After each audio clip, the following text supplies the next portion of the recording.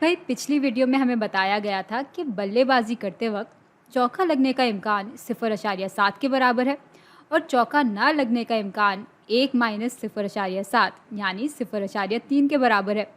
अच्छा, उसके बाद हमने मालूम किया था कि 6 बॉलों पर सिर्फ 2 दफ़ा चौके लगने का इम्कान किसके बराबर है।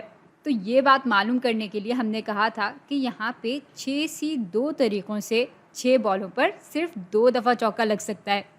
और उसके बाद फिर हमने इसको ज़रब दे दिया था चौके लगने के इम्कान की ताकत 2 ज़रब चौका ना लगने के इम्कान की ताकत 6 - 2 यानी 4 से। भाई ये तो थी एक मखसूस मिसाल, लेकिन इसी मंतक के तहत हम एक जनरल फार्मूला यानी एक आम फार्मूला तक भी पहुंच सकते हैं।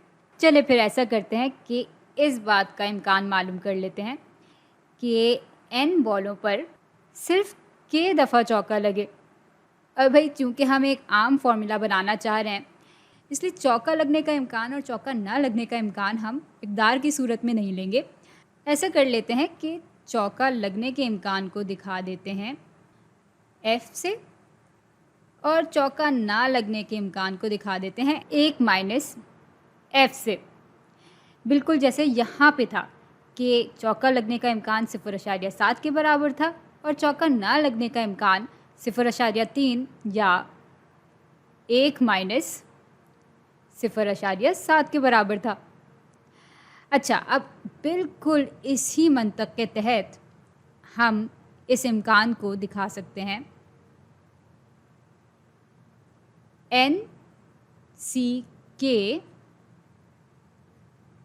ज़रब चौका लगने का इम्कान यहाँ पर f है और इसकी ताकत बराबर होगी k के ज़रब चौका ना लगने का इम्कान, जो कि अभी हमने मालूम किया था कि 1 - f के बराबर है और इसकी ताकत बराबर होगी n - k के।